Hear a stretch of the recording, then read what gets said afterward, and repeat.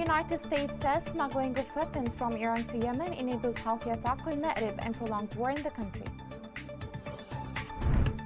Guterres appoints Irish general as new head to the United Nations mission to support the Hodeidah agreement.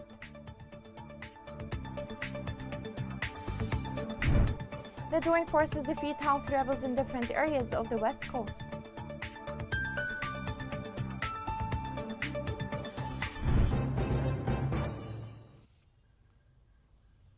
Welcome to Yemen Today TV. This is the English news with me, Roshan Fouad. Starting from Washington, the United States President Joe Biden said he is committed to countering threats from Iran's illegal flow of weapons to armed group.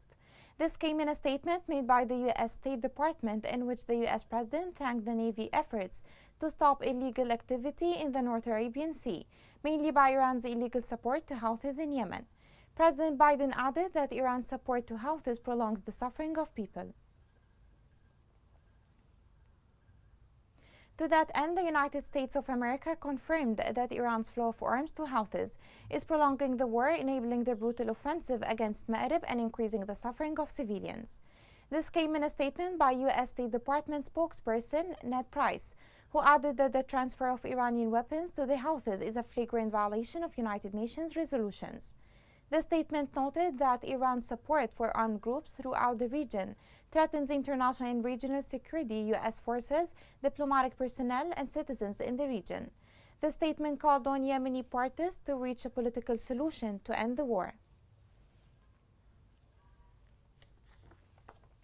For its part, the U.S. Navy's 5th Fleet said it has confiscated 1,700 illegal weapons this year across Red Sea and the Persian Gulf.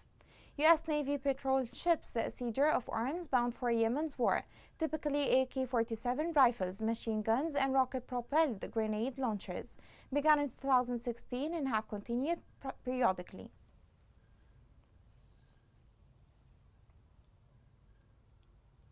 The Arab Parliament condemned Houthi militias' continued violations and blamed Iran for prolonging war in Yemen. The statement said that Iran's regime held the main responsibility for prolonging and fueling the Yemeni crisis through the unlimited support it provides to the militia. The parliament called on the international community and UN Security Council to end these unacceptable interventions.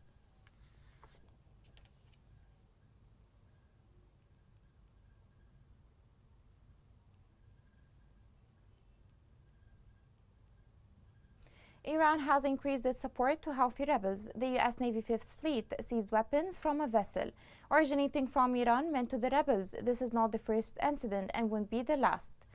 Military experts link the current escalation in Maghreb and in the entire country to this Iranian support. The following report has more details. Iran has increased its support recently to Houthi rebels dramatically. The U.S. Justice Department announced last week that it has seized 2 large caches of Iranian arms, including 171 surface-to-air missiles and 8 anti-tank missiles destined for Houthi militia. The U.S. Navy seized the weapons from 2 vessels in the Arabian Sea while conducting routine maritime security operations, said the Justice Department. Iran's Revolutionary Guard orchestrated the arms shipments, which were destined for the Houthis, it said. Further, the U.S. government similarly seized the Iranian petroleum products from 4 foreign flag tankers in or around the Arabian Sea while en route to Venezuela. These actions represent the government's largest ever feature of fuel and weapons shipments from Iran to rebel Houthis. The U.S., in the 2 cases, struck a resounding blow to the Iranian government and to the criminal networks affiliated with it. The war also bled into the surrounding waterways like the Red Sea and Bab el-Mandeb, which connects the sea to the Gulf of Aden. These waterways lead to Suez Canal and onto the Mediterranean Sea, making them crucial for international shipping and global energy supplies. Houthis have deployed drone boats into these waters, which can be piloted remotely and sent up to a target before detonating. These boats are suspected of being built with Iran's help. In the same line, The US Navy announced Wednesday it tested a laser weapon and destroyed a floating target in the Mideast, a system that could be used to count bomb-laden drone boats deployed by Houthi rebels in the Red Sea.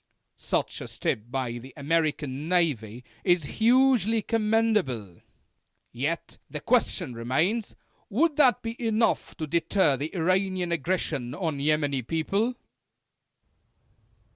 UN Secretary-General Antonio Guterres announced today the appointment of Major General of Ireland Michael Berry as head of the United Nations mission to support the Hudaydah Agreement and chair of the Redeployment Coordination Committee. General Berry replaces retired Indian General Abhijit Guha. Berry spent 10 years in overseas deployments including Afghanistan, Bosnia, Iraq, Somalia, and Uganda.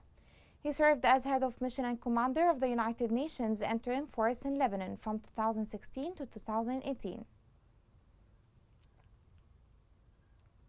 The United Nations said that Houthi civil aviation authorities prevented its humanitarian flights to and from Sana'a airport starting from December 19th. Houthis' decision to close the airport came a day before coalition airstrikes on the international airport that is open exclusively for relief flights. On December 21st, Houthi militia announced the closure of the airport due to coalition strikes, which they said it had put out of service. United Nations Deputy Spokesperson said that a UN team visited the airport on December 21st, the day after the airstrikes, to assess the damage caused by it, and noted that it remains operating for humanitarian use in emergency situations. He added that the United Nations is currently looking for options to move supplies from and to Sana'a.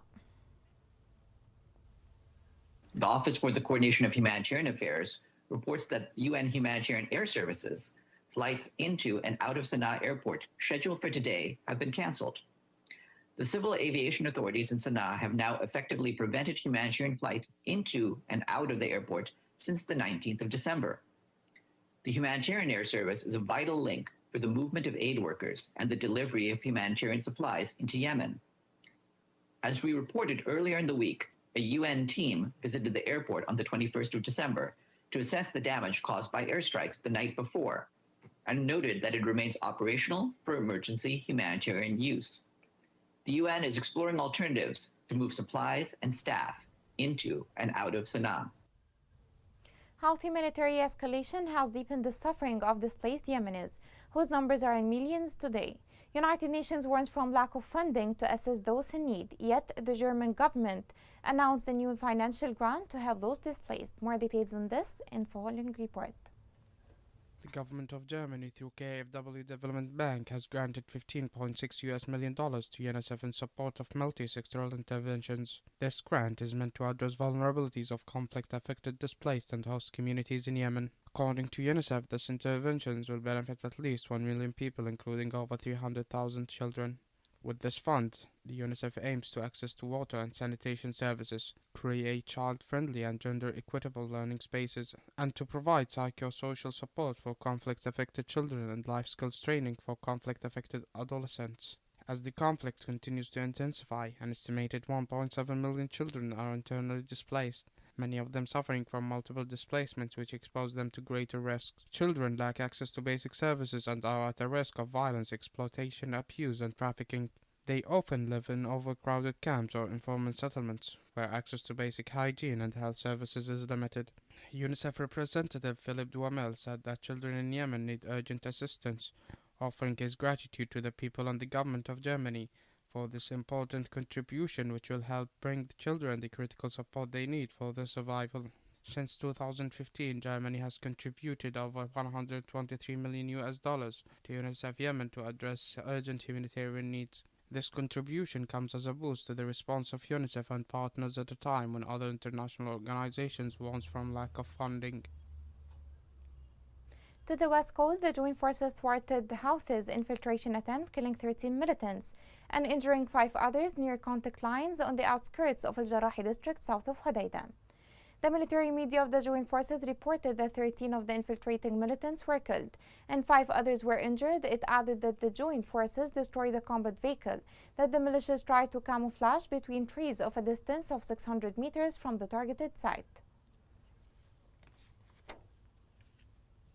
Earlier in ties, the joint forces took control of Manara mountain and other mountain chains in Magbana district. A military source said that the joint forces took fierce battles with the rebels and inflicted heavy losses among them. Sources stated that the joint forces took control El Arab Valley and Manara mountain.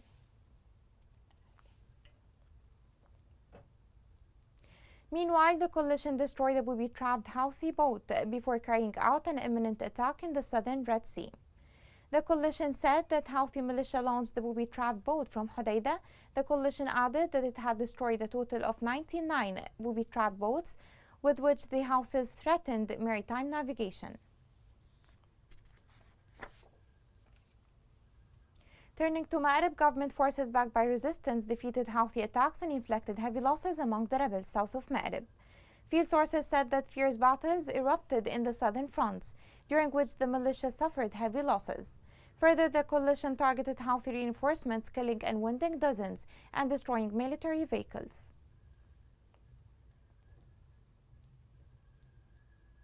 Coming next. After years of absence, the season of sesame is back in Lahj.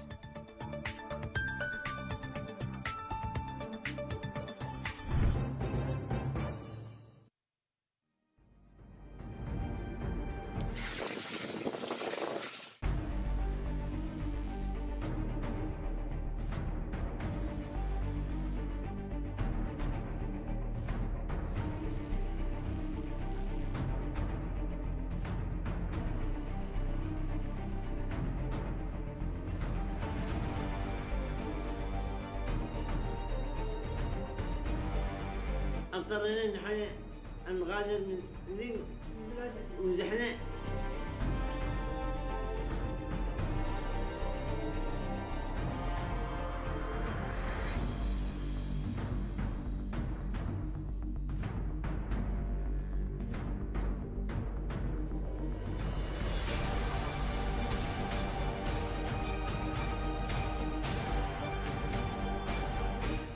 الله يستبدلكم يا محويتني الله يستبدل.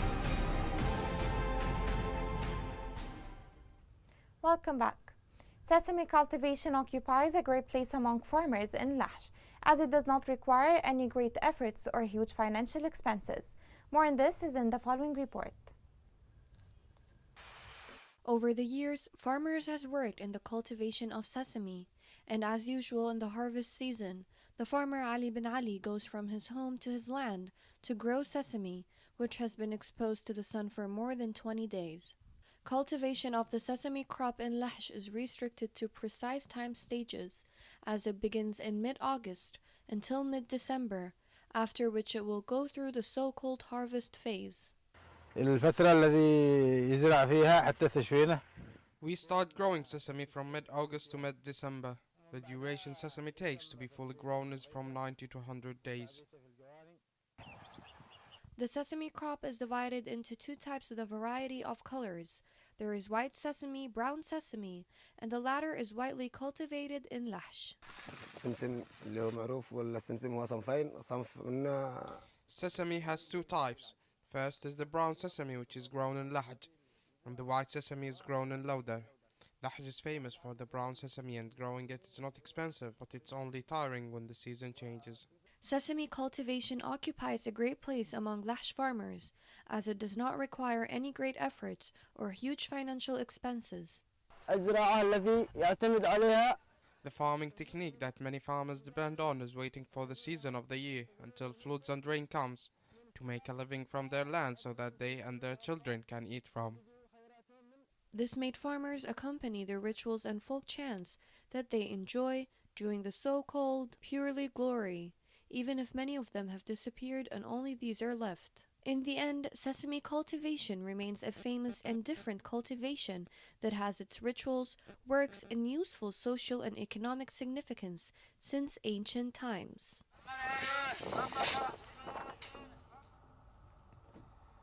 In Aden, the Yemeni oil reduced the price of fuel amid the decrease of the national currency value. The company has set the sale of a liter of petrol at 660 riyals, bringing the price of a 20 liter to 13,200 riyals. To that end, the executive director of the Yemen Gas Company reduced wages of gas trucks to the old price to continue the gas supply process. The price of domestic gas rose due to the rise in transportation wages coinciding with the collapse of the Yemeni rial, amid citizens' hopes that this step would lead to a decrease in domestic gas which burdened them. Still in Aden, the city witnessed a gas crisis after a number of stations closed their doors. Local sources reported that the price of a 20-liter domestic gas cylinder rose today to 16,000 riyals. Sources added that the price of gas rose after the closure of gas stations. Citizens waited in long queues for their turn to obtain gas. In light of the gas crisis that Taiz has been witnessing for months, without any signs of a breakthrough, activists have transferred the idea and application of the solar oven, or what is known as the solar cooker, to Taiz, and are working on its manufacture, and it's the best and most appropriate alternative to gas. More about this is in the following report. It's not just a wooden box, it's a solar cooker consisting of wood, iron, glass and heat insulator. A personal experience that Rayan Al-Shamiri lived and the people of Taiz live with almost daily, which is represented by a severe crisis in the domestic gas that prompted Rayan to transfer the idea of the solar cooker to the city in an attempt to alleviate the domestic gas crisis that doesn't have any indication for its imminence. The solar cooker is characterized by its sustainability. It can stay for a long time, up to 5 years. It is also environmental friendly, which doesn't affect the environment and doesn't need a source of energy. Also, it is safe for cooking so that food is not burned. One of its features is that the raw materials used in manufacturing it is available, and if you understood the idea of making it, you can be able to manufacture it easily from any materials. It doesn't have to be wood. The Center for Research and Study of Women's Development at the University of Taiz looked into holding a 3-day training course for the manufacture of the solar oven, or what's known as the solar cooker, for 15 students within its annual program. The young man Rayan Al-Shamiri began training the participants in the course with organized steps, starting with taking the exact sizes of wooden and iron pieces, cutting them and installing them with perfect mastery. This takes a great deal of time in training and then making the heat insulator and glass until the final shape of the solar cooker is completed. This training helps in alleviating the suffering of people, and the students who train now is a model for others who will be responsible to explain and train many other individuals in the society too, and by this we can be able to get rid of the monopoly of merchants to the solar oven, as many other people will know how to do it. The participants in the training course engaged in the manufacture of the solar cooker, where each team produced a solar cooker ready to be used in cooking various foods, in order to contribute to alleviating the existing crisis. I have joined this training of manufacturing the solar cooker to alleviate the suffering of people in case of the absence of gas recently and the difficulty of getting it, as it's too expensive and most of the people can't afford to get it. The time taken to cook food with a solar cooker varies with different food, but it remains the most appropriate and safest alternative to all people. Amid warnings from the outbreak of the fourth wave of COVID-19, the National Committee Against Coronavirus recorded 4 new cases of the pandemic. Committee officials said on Twitter that 3 cases were recorded in Aden and 1 in Hadramaut. Also, no recovered cases were recorded, but 1 death. With the current updates, the total confirmed cases are 10,109, including 1,982 deaths and 7,002 cases of recovery. Here is a reminder of the main headlines. The United States says smuggling of weapons from Iran to Yemen enables Houthi attack on Ma'rib and prolongs war in the country. Guterres appoints Irish general as new head to the United Nations mission to support the Hudaydah agreement.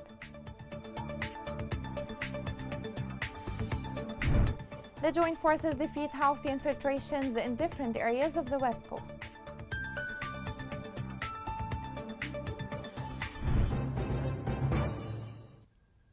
This is the end of the news. It was Roshan Fouad. Thank you for watching.